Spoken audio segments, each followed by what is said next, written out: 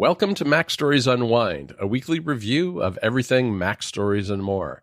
I'm John Voorhees, and with me is Federico Viticci to talk all about the week at MacStories. How you doing, Federico? Hello, I'm doing great. How are you? Very well, thank you. I had a wonderful Thanksgiving, and You too? I'm kind of recovered. We're gonna dive into these stories, and I want to talk to you. We have shortcuts to talk about today. It's fancy that MacStories and shortcuts. We have shortcut stories to talk about, and you're the author of both these this week. So I'm going to let you start off by talking about your two shortcut stories. Yeah. So I published this story about. It's called the Curious Case of Apple's Missing App Integrations for Shortcuts. This is an article that I published last month on Club MacStories, and I decided to publish it on MacStories as well because it's for two reasons. One, to give people an idea of what to expect from the club. We do this kind of demos, right? Every once in a while to get a taste of what you can expect from MacStories Weekly and from the club. And second, because I think it's a really important story, and so I want to give it maximum exposure. Because I really want Apple to pay attention to this problem. The problem being that shortcuts keeps getting new actions, but sometimes, really a lot of the times, it's the existing actions that Apple makes that should be improved.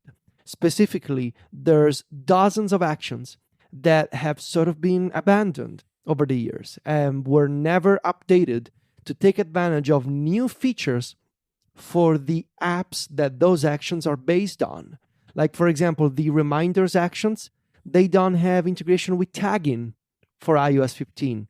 The photos actions, they don't have support for being able to search by object or place or people. There's no integration with the new FaceTime. It's all very inconsistent. And especially now that there's shortcuts for Mac, you get some new multitasking actions on the Mac. But even though multi-window is enabled on iPadOS as well, those actions, they don't work on iPadOS. So it's a problem of Apple sort of forgetting about some of their existing actions and those actions not being in lockstep with the actual apps.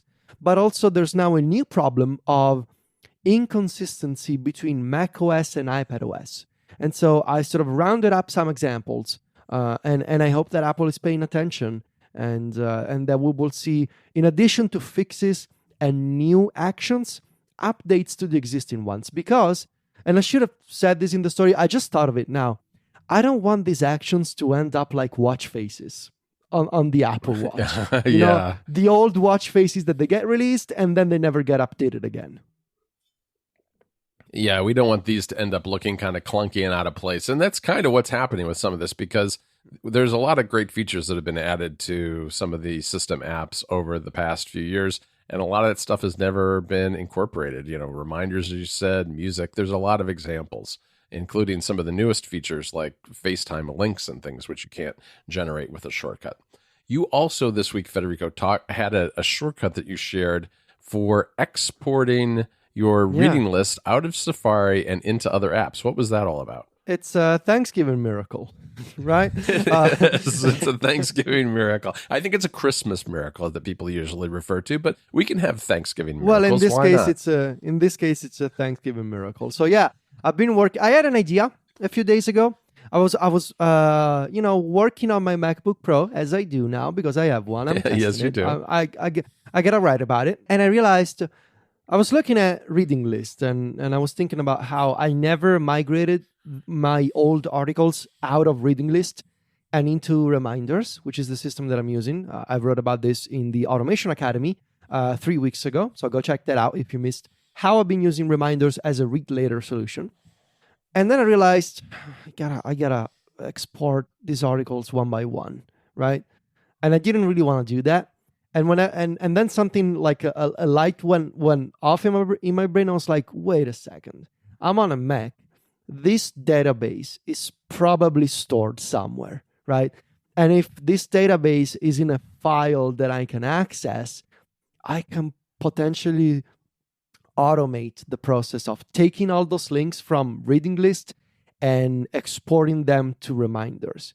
And as that idea, it's sort of like a like it's very quickly snowballed into, hold on, this can be a more generalized solution for everyone to say, take your reading list and export it however you want. And so I built this shortcut called Reading List Exporter that takes your Safari database for reading list. It doesn't do anything to it. It just reads the contents of the reading list articles that you've saved. Specifically, it takes all the URLs for your reading list items, and then it offers you the choice of like, what do you want to do with these links? Do you want to migrate them all to Matter, to Reader, to Good Links, to Instapaper? Do you want to copy them all to the clipboard? Do you want to save them all to a text file? Do you want to save them all to reminders if you're using the Tichy system for reminders and read later? You have all kinds of options. Unfortunately, I couldn't support Pocket because the Pocket action in shortcuts is broken right now. It doesn't let me log in. So yeah, it took a bit of trial and error. But yeah, it's a very neat shortcut that really, I think it showcases how on the Mac, because of the open file system, you can go in and say, yeah, let me take a look at the system files. And in this case, it's the Safari database for reading list. It's stored in a file called bookmarks.plist. A plist is basically a fancy dictionary. Shortcuts has excellent support for dictionaries. So it took me a couple of hours to put this one together. And I hope it's going to be useful for some people, because I know that many of us, we tried to use Safari reading list and then we switched to something else. But maybe you want to export all those links from reading list for archival purposes, or because you want to get them out of reading list and put them into your new Read Later app. And this shortcut lets you do that. Yeah, it's a great shortcut. I'm really glad you put that together.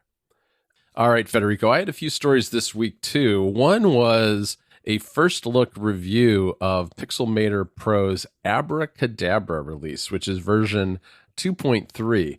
And this really lives up to its name because it really does work like magic. It's a series of features that all are related in the sense that there's a remove background feature, a select subject feature, and a select and mask feature, which is kind of a refined version of the selection, the select subject feature. So with remove background, you take your photo, you hit the button in the toolbar, and it erases the background. And it does a remarkably good job. You know, a lot of times you see demo videos of apps that do things like this, and you just know that they picked an image that worked particularly well, and it looks great. But then when you use it on your own photos, it's not so great. But in this case, it worked really, really well. I mean, I took the first couple of images I took a picture of the Stream Deck sitting on my desk, and that worked absolutely flawlessly. Then I took a picture of the two of us sitting in Viterbo having a glass of wine and some appetizers. And you know what? It worked in really well there too, even though there was a lot less contrast between us and the background, and it was like early evening, and the lighting was a little dim and that sort of thing. It worked extraordinarily well. And then select the subject select kind of does the same thing, but instead of erasing the background, it just selects the subject of your image, which, people, for instance. And then the select and mask buttons and sliders and those sorts of tools, they let you refine those selections a little bit for when you need to. Because sometimes it does a remarkably good job with things like a person's hair, but if it does miss a little bit, you can go in and very quickly kind of touch up the selection and get things that it might not have, the app might not have selected. So it does all this with machine learning, and it works very fast. I don't know if I'm going to have a use for this on a day-to-day basis, but I do think that it has some interesting implications for some of the product photography I do sometimes, where I might want to take something and show it off against a more uniform background or something, and that could work really well. So we'll have to see how that goes. Also this week, I wrote about David Smith, who had an article on his blog about testing the Apple Watch Series 7 while hiking in the northern areas of Scotland. And what he did was he was going on basically day-long hikes, and he turned off, what did he do? He put it in. He put his watch in theater mode, mode, and airplane mode. I think it was airplane mode. Yes, right, to try to conserve battery, and the results were really pretty solid because a lot of the improvements with the Apple Watch have been used to allow the screen to be on all the time, and by putting his watch into theater mode and also adding airplane mode, it conserved the battery. The screen wasn't on all the time, and that did remarkable things for the battery and allowed him to hike all day long doing a workout that, drains your battery because it's checking your heart rate more often. It's using GPS, that kind of thing. And so it's a great alternative. And I think a good tip if you need for some reason to conserve your battery life, to go into that theater mode and you'll have a longer day with your Apple Watch. And then finally this week, I also wrote about Apple's annual holiday ad. I think I've written about this every single year since I started writing with you, Federico. And I always like these Apple holiday ads. They tend to be ones that maybe tug at your heartstrings a little bit. They tend to be really nice, heartwarming mini stories. And this year's was by director Jason Reitman, and it was shot entirely on an iPhone 13 Pro. So that was kind of the hook into the products. And it's a story about a girl who saves a snowman and stores him in her freezer for an entire year, and then puts him back outside when it becomes winter again. And then there's a little twist at the end that I won't give away, but it's a really nice little story, about 3 minutes long and worth watching. So check that out. All right, Federico, before we move on to Club Mac Stories, I want to mention a special deal that we've got going on right now with MacStories Pixel. Those are the icon sets that are designed by Sylvia Gatta, and they are on sale from today, which is Black Friday, through Monday, November 29th for 40% off. This is a great deal because these are huge icon sets. There are two sets here that are available. The first one is the MacStories Shortcuts icons, which are designed specifically for use with shortcuts, although they also work great with things like the Elgato Stream Deck, which I wrote about recently on MacStories. But there are 400 different glyphs here in 4 color combinations for a total of 1,600 icons. It's an enormous amount of choice that lets you customize your shortcuts just the way you like them. And that set is just $17.99 right now instead of the usual, which is $30. In addition, we've got the MacStories Perspective icons, which were designed for use with custom perspectives in OmniFocus Pro. Just like the shortcuts icons, there are 400 different glyphs, but they come in 2 different shapes and in 25 different colors for a whopping 20,000 options right there, which is just kind of a mind-boggling number. In any event, that set is just $14.99 instead of $25 right now during this special deal. So go check those out. There's a post on the site, which we'll have a link to in the show notes, that gives you all the details and the links to learn more, purchase, and download these great icon sets. All right, let's move on to the club. All right. You and I, we introduced and announced this week a special thing with the club, which is we've had club gift memberships for quite a while now. But this year we added Club MacStories Plus and Club Premier. So those two tiers of the club have joined the other for gift memberships. But we're also doing a special deal through the end of November where if you're a Club MacStories member and you give an annual plan of any of those tiers to someone as a gift, we're going to extend your club membership by a month too. So get a little something back for being generous with the club for someone else. So that's available, and the details are on MacStories. Then, Federico, in MacStories Weekly this week, we had a bunch of great stories. I covered Marvis Pro.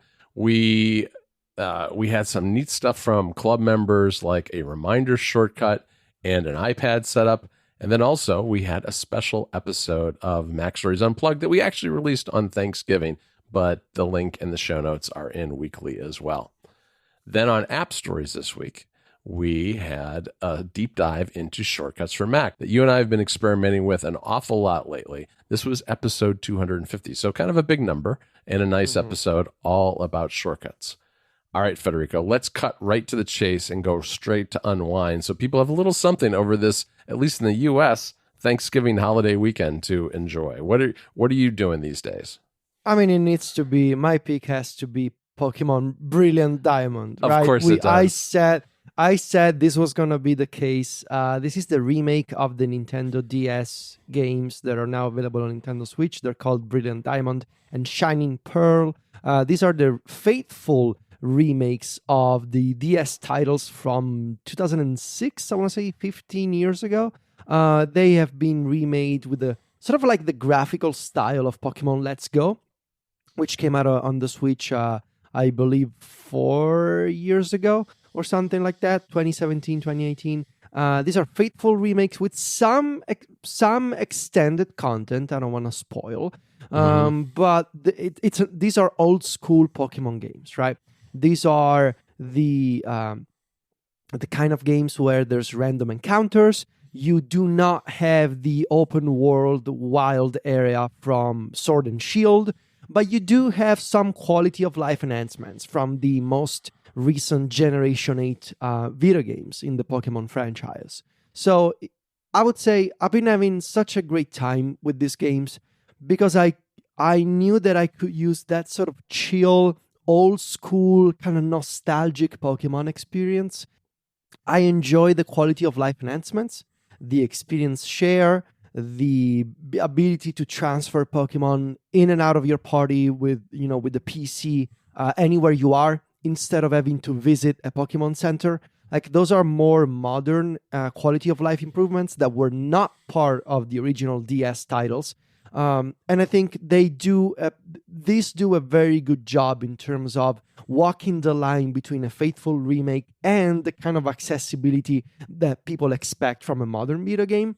So for that reason, the delightful graphics, the amazing soundtrack, the story. I've always enjoyed the story behind Pokemon Diamond and the Elite Four and Cynthia, like the Pokemon League. Like, it's a great game. It's very chill. As I